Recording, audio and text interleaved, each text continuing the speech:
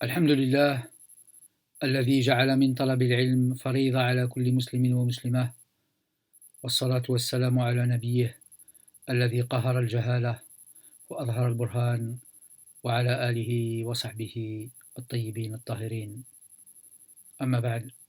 Mes chers amis, aujourd'hui, j'ai prévu de vous parler d'un très grand nom de la pensée arabo-musulmane. Il s'agit de Abul Walid ibn Rushd al-Qurtubi, plus connu en Occident sous le nom d'Averroès. Il y a encore une trentaine d'années, personne en dehors des cercles érudits et des spécialistes de la pensée médiévale ne connaissait Averroès. Depuis, grâce notamment au film qui en a popularisé la figure de Youssef Chahine, grâce aussi ou à cause d'un certain nombre d'événements, le nom de Averroès a été médiatisé dans les journaux, dans les organes de presse, à la télévision et ailleurs, sous l'emblème d'un rationaliste, avant-gardiste, progressiste, adversaire du salafisme et du rigorisme wahhabite. Alors, je ne vais pas traiter aujourd'hui cette question de savoir si ce qui se dit en Occident dans les médias est juste ou pas. Moi, mon propos, c'est d'évoquer donc l'Averroès historique et non pas les avatars qu'a pris Averroès ici ou là, soit en Orient, soit en Occident. Alors, nul ne conteste qu'Ibn Rushd, donc Averroès, est l'un des très grands noms de la pensée arabo-musulmane. À n'en pas douter, il appartient à cette élite transcendante qui a réussi à joindre à la possession des sciences arabes traditionnelles, c'est-à-dire l'exégèse, la théologie, la jurisprudence, etc., la maîtrise des sciences dites allogènes ou profanes, c'est-à-dire celles qui n'ont pas poussé sur un sol spécifiquement arabe. J'entends par là la logique formelle, la médecine d'origine hippocratique ou galénique et bien sûr la falsafa, donc la philosophie. Ces sciences sont parvenues aux musulmans par l'intermédiaire des traducteurs chrétiens qui travaillaient dans l'institution qui s'appelle Dar Bayt al-Hikmah et qui en fait existait déjà du temps de Harun al-Rashid. Donc là on est au milieu du 8e siècle. Et ce mouvement de traduction des textes grecs, des textes scientifiques grecs et non pas littéraires, des textes scientifiques, c'est-à-dire des textes de mathématiques, de médecine, de philosophie, etc., va connaître un développement exponentiel sous le califat du fils de Harun al-Rashid, c'est-à-dire Al-Ma'moun, un calife rationaliste, rallié à cette école de pensée qui s'appelle les Mu'tazila, le mu'tazilisme, qui provoque toujours dans la pensée musulmane de violentes controverses. Donc c'est à ce moment-là qu'on traduit Hippocrate et Galien, donc les grands maîtres de la médecine antique, qu'on traduit bien sûr Platon, Aristote et Plotin, les grands maîtres de la philosophie grecque et de la logique grecque. Alors,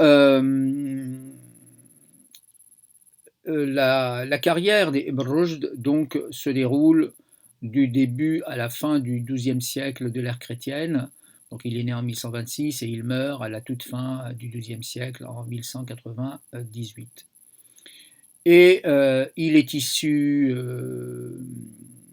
Il est issu d'une famille très noble, d'une très grande famille de Cordoue, d'une famille de savants qui se sont spécialisés notamment dans le droit malikite. Le malikisme est une des écoles et l'une des 4 écoles du sunnisme de jurisprudence, et le malikisme s'est imposé non sans mal d'ailleurs en Andalousie, puisqu'il a dû se heurter à la concurrence du zahirisme, sous la férule notamment de l'Andalou Ibn Hazm de Cordoue, dont j'aurai l'occasion, je l'espère, dans une prochaine émission, de parler.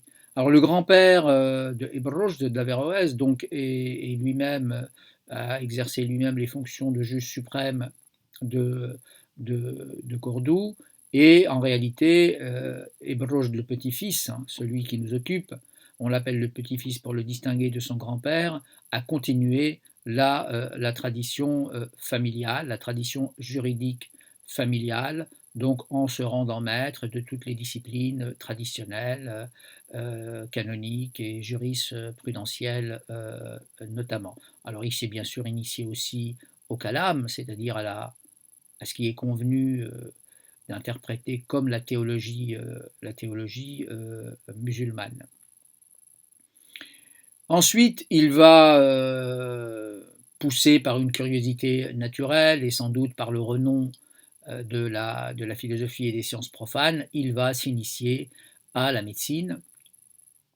Il deviendra donc un médecin, un grand médecin, puisque un médecin très compétent, puisque le calife l'a nommé médecin personnel, et il va aussi s'initier donc sous la férule ou sous l'autorité de Ibn Tufayl, grand philosophe andalou, à la philosophie grecque, dans la lignée et dans la postérité et la suite d'un autre philosophe andalou qui est Ibn Baja, connu en Occident sous le nom de Bavem Pache, qui a écrit ce livre Tadbir al-Mutawahid, traduit sous le titre de Le régime du solitaire. Donc c'est dans un milieu extrêmement savant que Ibn Rushd, dit Averroès, va achever sa formation.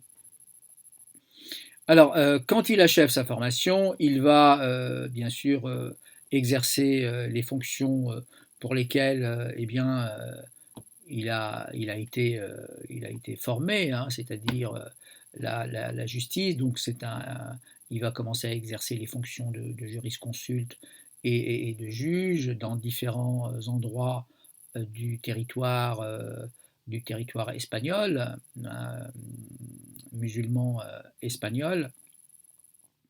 Et au bout d'un certain nombre d'années, donc le calife Abu Ya'qub Youssouf va se plaindre de l'obscurité des traductions d'Aristote. Il trouve que les traductions d'Aristote qui sont parvenues en Espagne ne sont pas d'une très grande clarté, bien au contraire, et il voudrait, c'est son désir et son vœu, il voudrait que Ibn Rushd s'acquitte de la mission donc de commenter les travaux d'Aristote traduits en arabe, dans cet arabe si difficile à comprendre manifestement. Je signale au passage que c'est un calife almohade, donc les almohades sont connus pour une certaine rigueur religieuse doctrinale, qui lui-même exprime le désir de voir les textes d'Aristote commentés à l'usage, bien sûr, de ceux qui s'intéressent à la philosophie, et pourquoi pas de ceux qui sont curieux d'étendre le cercle de leur connaissance. Et donc c'est quelque chose qui me semble important pour essayer d'évacuer déjà une première idée reçue qui voudrait qu'en islam, que l'islam soit réfractaire à la philosophie, et en particulier à la philosophie qui s'imposait à ce moment-là, c'est-à-dire l'aristotélisme. Alors la civilisation musulmane avait fait le choix d'un certain nombre de questions qu'elle a étudiées, notamment la question du Coran créé ou incréé, qui a suscité de violentes controverses entre les mu'tazilites et les traditionalistes pour aller vite, entre les rationalistes de l'islam pour aller vite et les traditionalistes.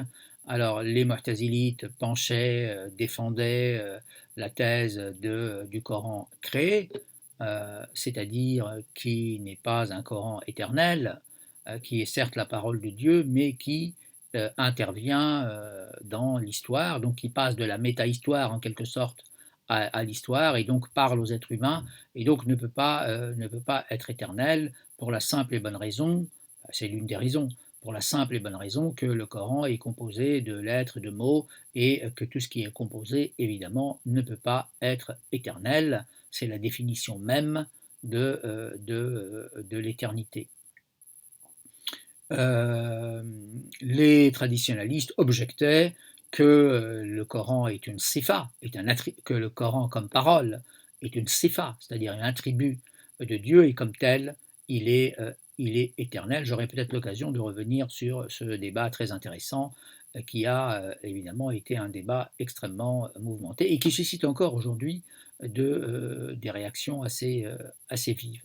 Alors la deuxième question, c'est la question de l'éternité du monde qui a été imposée par la diffusion de la pensée philosophique grecque.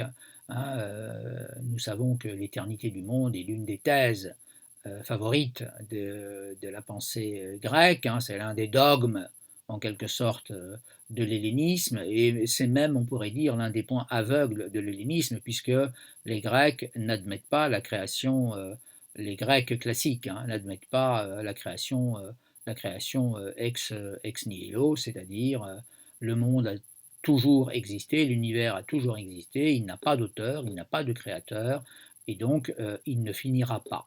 Donc c'est une question qui a été aussi très débattue dans la pensée musulmane, et c'est l'un des grands débats entre Ibn Rushd et Abu Hamid al-Ghazali, l'auteur du Tahafut al-Falasifa, l'incohérence des philosophes, hein, c'est comme ça qu'on traduit le mot arabe Tahafut, l'incohérence des philosophes, et Ibn Rushd va répondre dans un grand texte qu'il a intitulé L'incohérence de l'incohérence, Tahafut al-Tahafut. Donc nous aurons peut-être dans une prochaine émission l'occasion d'être un peu plus disert sur cette deuxième question. Alors il y a aussi la question de la résurrection. Hein, est-ce que la résurrection est une réalité, c'est-à-dire est-ce qu'on ressuscite avec notre corps physiquement, ou est-ce que la résurrection n'est qu'une façon de parler, n'est qu'une image, une métaphore, et du coup elle n'est que spirituelle. Est-ce qu'il faut admettre une approche anthropomorphiste de la résurrection ou bien une approche, spirituelle? Et enfin, le problème de la prédestination et de la liberté. Alors, vous savez, la prédestination, c'est ce qui est connu populairement, en quelque sorte, sous le nom de Mektoub. Hein. Le Mektoub, hein, tout est écrit, voilà, Kul Shib el Mektoub, comme on dit vulgairement. Hein. Donc, toutes les choses sont jouées d'avance. Donc, ce n'est pas la peine de s'agiter en tous sens, et puisqu'on ne changera pas les décrets divins, les choses étant arrêtées par Dieu de toute éternité. D'accord. Et la question de la liberté, est-ce que l'homme est libre de ses actes ou est-ce qu'il n'est pas libre? Est-ce qu'il est le créateur de ses actes ou pas? Et là aussi, les écoles musulmanes se sont divisées. Donc, je reprendrai mon propos après une courte pause. À tout de suite.